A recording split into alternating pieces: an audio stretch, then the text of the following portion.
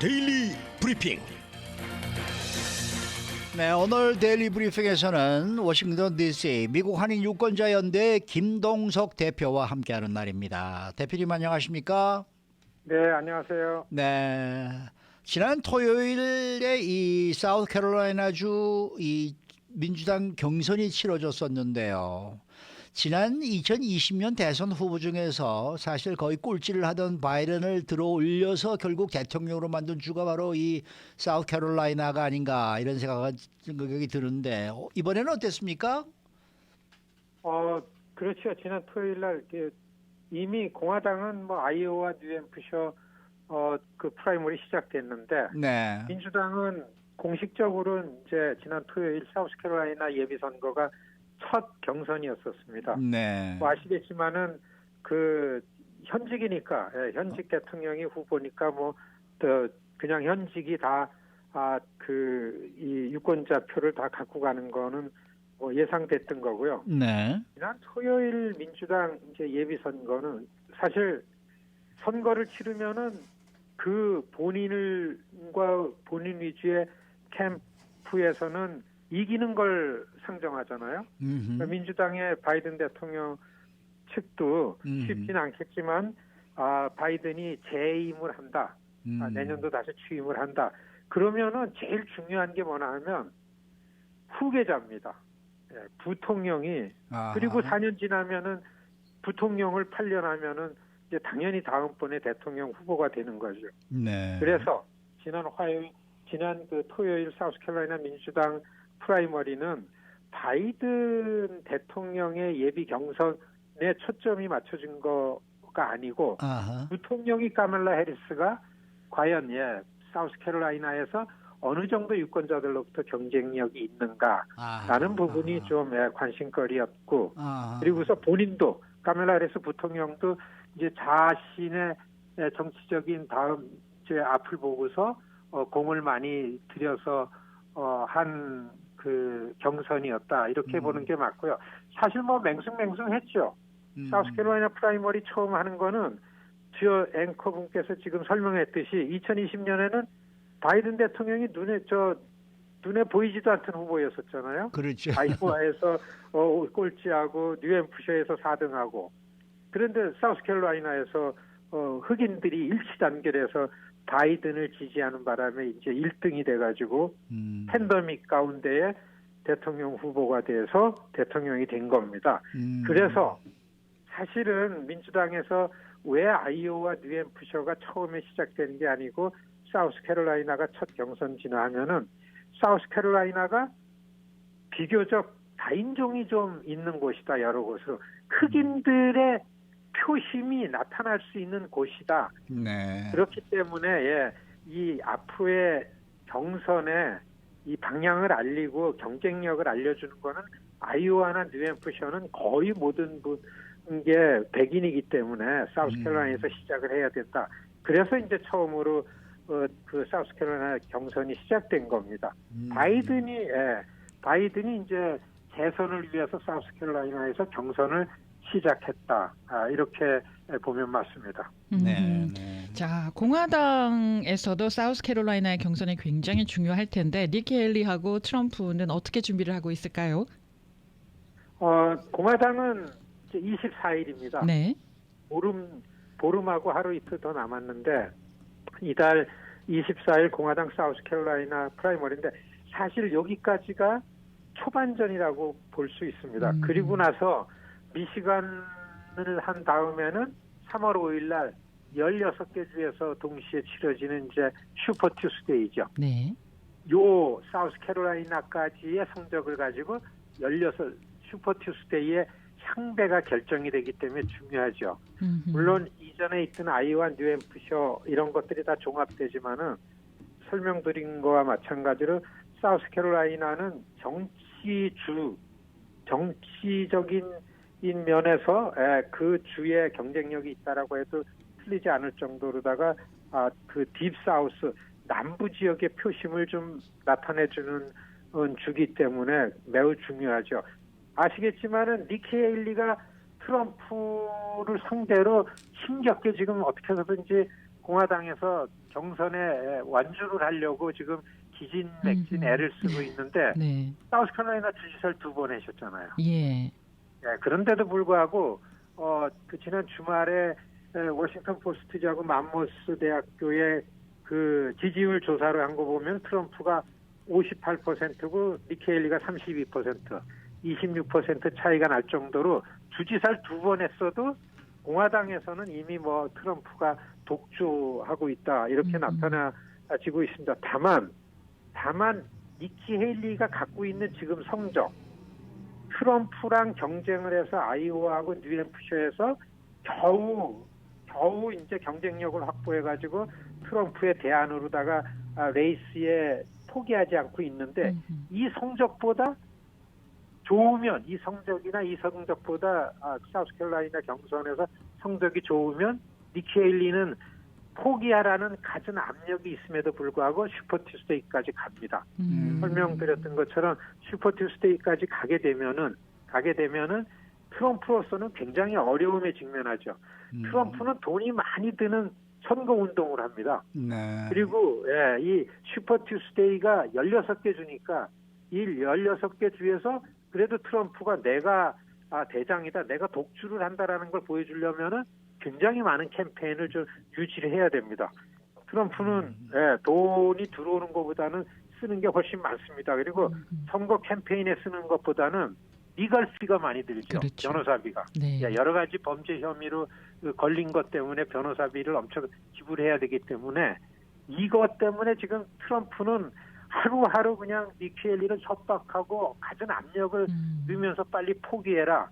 공화당은 내 거다. 이거를 니키 헤일리가 이제 말을 안 들으면서 지금 경쟁을 하고 있기 때문에 모든 지금 사우스캐롤라이나의 그 공화당 예비선거 관전 포인트는 과연 니키 헤일리가 3월 5일 슈퍼 튜스데이까지 갈 건가라는 성적을 얻는가 아니면은 거기서 그냥 포기를 하는가 요것이 관전 포인트라고 이렇게 설명이 됩니다. 근데 왜 이렇게 니키 헤일리는 포기하지 않고 경선을 이어가고 있을까요? 니키 헤일리를 계속 후원하고 지지하는 정치 세력들이 있다라는 거죠. 아마 우리들 기억이 알겠지만은 2020년 선거에서 2016년에서는 공화당이 트럼프를 대통령으로 만들었지만 이 4년을 겪고 2020년 선거를 보니까 트럼프가 대통령 리더십이 아니다. 공화당의 후보가 이 사람이 돼서는 안 된다라고 생각하는 공화당 내에 반 트럼프 세력이 만들어졌습니다. 링컨 프로젝트라고서 생각날 거 가장 대표적인 것이 그건데 그걸 중심으로 또 기업들 중에서도 트럼프를 지원하지 않는 기업들이 좀 모여가지고서 니키 헤일리를 트럼프 대안으로 좀 만들어 보자라는 이런 공화당 세력이 있죠. 여기에서 나오는 돈과 이런 그 캠페인을 하는 동력을 가지고서 니키 헤일리는 이게 고맙죠. 이미 트럼프랑 경쟁했기 때문에 트럼프가 뭐 자신이 2등한다 그래서 부통령으로 점치할 건 아니고 정치인이니까 전국적인 인지도는 살아있고 무엇이든지 자기로서는 기회라고 생각을 하게 되죠. 니키 헤일리는 자기가 굳이 큰 역할을 해가지고 자기 후원 세력을 만들지도 않았는데도 불구하고 이렇게 자동적으로 자기를 후원하는 돈도 들어오고 그다음에 지원 세력도 있기 때문에 그리고 가장 중요한 거는 공화당 성향에 있는 무당적 유권자들이 있습니다. 그러니까 공화당 성향을 갖고 있기 때문에 이러한 당적이 없는 유권자들이 트럼프는 싫으니까 그냥 공화당 쪽에 와가지고 니키 헤일리를 찍는 거죠. 그게 지난 그 23일 뉴햄프셔 1월 23일 뉴햄프셔 프라이머리에서 그게 나타났습니다. 뉴햄프셔 프라이머리 중에서 무당적자들, 부동층들이 대거 투표장에 나와서 트럼프를 안 찍고 니키 헤일리를 찍은 그런 성적이 눈에 보였습니다. 니키 헤일리는 여기에 관심을 갖고 여기에 목표를 두는 부분이 다분히 있는 거죠. 네, 정치인으로서는 정치적인 힘을 요 지점에서 만든다. 굉장히 좋은 기회다. 이렇게 생각하고 있을 겁니다. 근데 최근에 트럼프가 계속 강세를 보이면서 니키 헤일리에게 선거 자금을 투자를 했던 기업들이 이렇게 트럼프 쪽으로 또 선회하는 그런 경우들도 꽤나 있지 않습니까? 그렇습니다. 그 공화당에 돈을 모아서 그 공화당 선거를 지원하던 세력들 중에서 그래서 이게 일명 언론에는 다크머니라고 이렇게 검은 돈이라고 네. 이렇게 알려져 있는 돈. 이게 뭐 불법은 아닙니다. 아, 네. 여기에서 슈퍼팩을 만들어 가지고 예, 이런 사람들이 2016년엔 트럼프한테 돈을 줬죠. 예. 2020년에도 현직이기 때문에 어쩔 수 없이 트럼프한테로 돈이 몰렸는데 여기에서 이번 선거는 트럼프가 아니고 헤일리다라고서 한 3분의 2 정도 스폰서들이 니키 헤일리 쪽으로다가 몰렸습니다. 이 사람들을 지난주 화요일하고 목요일 트럼프의 안방이라고 지금 가 있는 플로리다로 와가지고 트럼프 캠프에 있는 관계자들하고 트럼프가 만났습니다. 여기에서 어떤 결론이 났다라는 거는 아직 명확하게 나타난 거는 없는데 여기에서 아마 트럼프가 당신네들 나랑 어떻게 딜도 하고 협박도 하고 그리고 니키 헤일리를 지원하지 말라라고서 이렇게 요청도 하고 해가지고서 꽤 많은 부분들이 좀 이탈을 했다라는 얘기가 옆에 나오고 있기는 합니다. 이 부분이 지금 니키 헤일리의 선거를 유지하냐 안 하냐를 결정짓는 힘이기 때문에 네. 요 다크머니들이 만일에 공화당 후보로 트럼프가 결정이 되면 이 돈들은 또 트럼프 대통령 만드는데 나설 거라고 여겨지는 요 돈들이 이제 앞으로 이 공화당 경선을 결정짓겠다. 네. 이렇게 보면 됩니다. 자, 그 도널드 트럼프 전 대통령이요. 선거 캠페인도 해야 되고 재판도 해야 되고 비용이 어마어마하게 들어가는데 저는 이 비용을 어떻게 충당을 하는지도 굉장히 궁금하거든요. 트럼프가 자기 돈을 안 쓰기로 유명한. 아, 이게 그래요? 그렇잖아요. 돈 많은 분들 좀 이상한 사람들은 훨씬 더 짜잖아요. 돈 안 예. 내잖아요. 네. 이게 트럼프도 자기 돈 안 쓰잖아요. 근데 이제는 어쩔 수 없이 리걸피는 돈이 많이 드는데 이 트럼프는 선거에 나오겠다라는 명분이 2020년도 선거를 부정선거 때문에 자기가 졌다. 조 바이든이 선거 부정을 해가지고 자기가 이기는 거를 탈취했다. 이렇게 얘기하면서 다시 선거에 임했거든요. 네. 그러니까 자기 캠페인은 이렇게 부정하게 내 거를 탈취해간 걸 이기기 때문에 나는 명분에 있는 여기에 의해서 이게 잘못된 주장이라고 해가지고 범죄 혐의를 가지고 이렇게 기소된 게 있지 않습니까?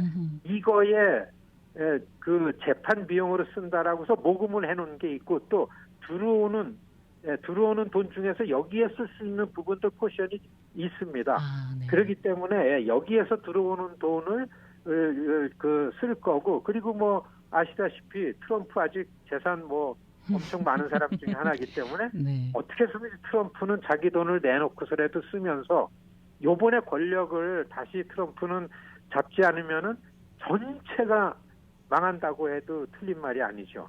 트럼프를 알았잖아요. 네. 그런데 아시겠지만은 2주 전에 그 성추행 작가 한 여자분 성폭행이죠 이거는. 네, 네. 그게 재판정에서 그 모든 그 손해배상이 거의 뭐 8천만 불 이상을 맞아요.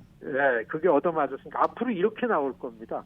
그러니까 트럼프로서는 자기가 만들어낸 재력이나 이 모든 게 이번 선거에 정치적으로 유지되지 않으면은 망하는 거죠. 그러니까 아주 사생결단으로 선거를 치를 거라고 예상이 됩니다. 네, 근데 그 지금 성희롱 때문에 8천만 불이 넘는 돈을 지불을 해야 되는데 그것을 선거 자금에서 충당을 한다는 게 그게 법적으로 가능한 일입니까? 사실 대개 사람들이 자기가 선거에 나섰다고 돈을 걷어들일 때는 그 체크에다 쓰는 명목이 있습니다. 만일에 LA에 나오신 데이비 킴 for 컨그레스 그러면 컨그레스에 들어가는 비용만 써야 되고 그럽니다. 그렇겠죠. 그러니까 어떤 후보들은 프렌드 오브 누구 그럽니다. 그거는 아무데나 쓸 수 있죠. 내 친구들이 맞는 거니까. 네.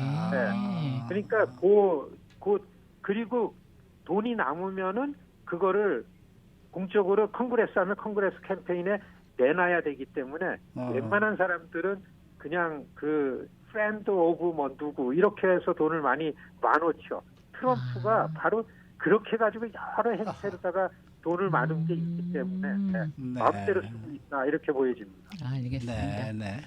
오늘 말씀 잘 들었습니다. 네, 안녕히 계십시오. 네, 지금까지 미국 한인 유권자 연대 김동석 대표와 함께했습니다.